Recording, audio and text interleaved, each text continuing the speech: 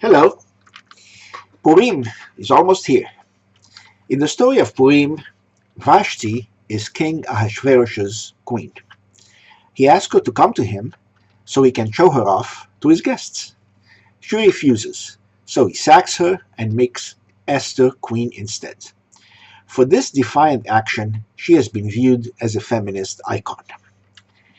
Harriet Beecher Stowe, 19th century American author and abolitionist, calls Vashti's action, quote, the first stand for women's rights, unquote. Elizabeth Cady Stanton, 19th century American suffragist and social activist, says Vashti, quote, added new glory to her day and generation by her disobedience. For resistance to tyrants is obedience to God, unquote. Michelle Landsberg, contemporary Canadian Jewish feminist and social activist, not only extols Vashti, but even pans Esther. Quote, saving the Jewish people was very important, but at the time Esther's whole submissive, secretive way was the absolute archetype of 1950s womanhood. It repelled me. Vashti, on the other hand, had dignity. She had self-respect. She said, I'm not going to dance for you and your pals, unquote. So, is Vashti a feminist role model? And is Esther just another docile woman who slept her way to the top, an obedient and subservient wife whose strategy for saving Israel involved just praying and fasting, getting the king drunk, and arousing his jealousy? Let's examine first what the Bible says about Vashti. Quote, and Vashti the queen made a banquet for the women in the royal palace, which belonged to King Ahashverosh. On the seventh day, when the heart of the king was merry with wine, he commanded his 7 eunuchs to bring Vashti the queen before him, with the royal crown, to show the people and the princes her beauty, for she was beautiful to look on. But Queen Vashti refused to come, and the king was very angry. And the king said to the wise men, what shall we do to the queen Vashti according to law?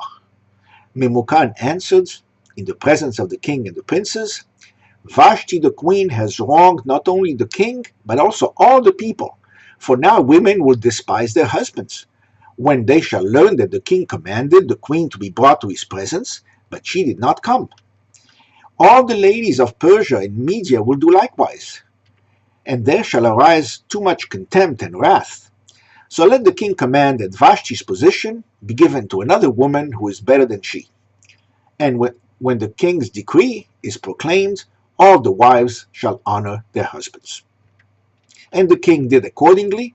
Then he ordered his officials to bring all the young virgins of Shushan, the capital, to the harem, so he could pick a queen instead of Vashti.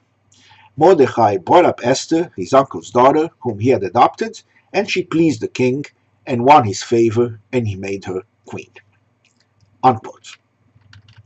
So the main issue was fear that women might lose respect for their husbands and refuse to obey them. Now, what does the Talmud say about Vashti? First, who she is. Quote, the wicked Vashti was the descendant of the wicked Nebuchadnezzar who burned the house of the Lord, the temple. Unquote. Vashti was a great-granddaughter of King Nebuchadnezzar II of Babylon, the granddaughter of King Amel-Marduk, and the daughter of King Belshazzar. After her father's murder, King Darius of Persia gave her in marriage to his son Ahashverosh. Second, how beautiful she is. Quote, the rabbis taught, there have been 4 women of surpassing beauty in the world, Sarah, Rahav, Abigail, and Esther. According to the rabbi who said that Esther was sallow, Vashti should be inserted in place of Esther. Unquote. Third, the details of her refusal to obey. Quote, the Bible said, on the 7th day where the king's heart was merry with wine. Was then his heart not merry with wine until then? Rav said, the 7th day was Shabbat, when Israel eat and drink. They begin with discourse on the Torah and with words of thanksgiving to God. But the nations of the world, the idolaters, when they eat and drink, they only begin with words of frivolity. And so it was at the feast of that wicked one. Some guests said, the Median women are the most beautiful, and others said, the Persian women are the most beautiful. So King Ahashverosh said to them, "The vessel that I use is neither Median nor Persian, but Chaldean. Would you like to see her?"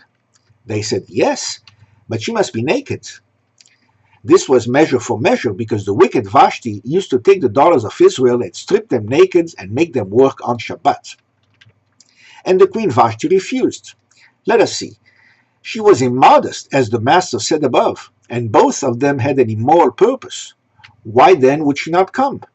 Rabbi Yosef ben Hanina said she contracted leprosy. In a Baraita, it was thought that the angel Gabriel came and put an unsightly tail on her. Unquote. Fourth, the Talmud tells us how she belittles her husband. Quote, the Bible says, "And the king was very angry." Why was he so enraged? Rava said, Vashti sent him back the following answer: "You are just the son of my father's steward." Ahashverosh was the steward of Belshazzar, father of Vashti.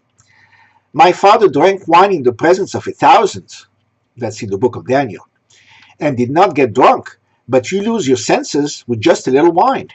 Straight away his wrath burned within him. Unquote. Fifth, the Talmud tells us how the Jews do not wish to get involved. Quote, the Bible says, "And the king said to the wise men." Who were the wise men? The rabbis. The king said to the rabbis, "Put Queen Vashti on trial for me." They said to themselves, "What shall we do? If we tell him to put her to death, tomorrow he will become sober again, and he will ask us, and he will ask her from us. Shall we then tell him to let her go? She will lose all her respect for royalty." So they said to him, "Since the temple was destroyed and we were exiled from our land, counsel has been taken from us, and we do not know how to judge capital cases. Go to Ammon and Moab, who have remained in their places." Unquote. Now, what does the Midrash say about Vashti? First, the argument she presented to her husband and king. Quote, the Bible says to bring Vashti the queen before him with the royal crown. She asked permission to wear at least as much of a girdle, like a harlot, but they would not allow her. Her husband said to her, "You must be naked." She said, "I will come in even without a crown then." He replied, "If you do, they will say she's just a maidservant." Unquote. The Bible says, but the queen Vashti refused. She remonstrated with him very forcibly, saying, "If they consider me beautiful, they will want to enjoy me themselves and kill you. And if they consider me plain, I shall bring disgrace to you." But he was blind to her hints and insensitive to her slings. She then sent another message to him. "You used to be just a stable boy of my father's house, and you were used to bringing naked harlots. And now that you have ascended the throne, you have not abandoned your evil habits." He was still blind to her hints and insensitive to her slings. She then sent a third message to him. "Even those condemned by my forefathers' house were not punished naked, as it says in the book of Daniel. Then these men, Hananiah, Mishael, and Azariah, were bound in their cloaks, their pants, their robes, etc., before being thrown in the fiery furnace." Unquote. Second, the Midrash tells us how much the king loved her. Quote, Rabbi Yohanan said, "All the years from the time when Vashti was killed till Esther became queen, the wrath of Ahashverosh did not subside." When did it subside? When Haman was hanged, because Haman, who was none other than Memucan, had ordered Vashti's death, and the king was mourning for her. Unquote. Third, how little the king thought of the Jews. Quote, the Bible says, "What shall we do according to law?" said Ahashverosh. Rabbi Yitzhak said, "To think that swine Vashti is treated according to law, and a holy nation such as Israel, not according to law but with cruelty." Ahashverosh had condemned all the Jews to destruction without bothering with any laws. Unquote. Fourth, what a fool the king was in thinking he can control women. Quote, the Bible says, "And he sent letters to all the king's provinces, that every man should rule in his own house, and that it should be proclaimed according to the language of every people." Rabbi Huna said, Ahashverosh was utterly devoid of sense in decreeing that every man should rule in his own house, an utter impossibility. If a man wants to eat lentils, and his wife wants to eat beans, can he force her? Surely she does as she likes. Rabbi Pinchas said, and not only that, but he made himself a laughingstock. If a Median marries a Persian woman, is she to speak Median? If a Persian marries a Median woman, is she to speak Persian? Of course not. The man will learn to speak her language. Unquote. Fifth, the bad effect of drunkenness. Quote, wine separated Ahashverosh from Vashti, as it is said in the Torah, in the Tanakh, on the seventh day when the heart of the king was merry with wine. The result of that was that he became enraged with her and killed her. Ahashverosh gave the order, and they brought in Vashti's head on a platter. Sixth, the Midrash tells us that the king later recognized that Vashti was right.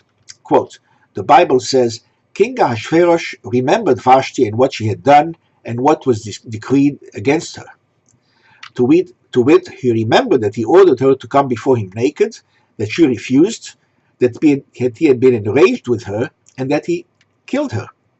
Later he began to feel remorse because he realized that she had acted properly. And finally, the Midrash says that God punished Vashti for her treatment of the Jews. Quote, if Vashti acted properly, why did she suffer her fate? Because she would not allow Ahashverosh to give permission for the building of the Holy Temple. She said to him, do you seek to rebuild what my ancestors destroyed? Unquote. So, concludes. We learn from all this that Vashti was the great-granddaughter of the king who destroyed the first temple, that she was very beautiful and intelligent, that she mistreated Jews, and that she prevailed on the king not to allow the temple to be rebuilt. For this, tradition considers her an evil person. But nowhere does it say that she was wrong in not obeying the king. We can conclude then that tradition considers it possible to be both evil and a feminist icon. Hag Sameach.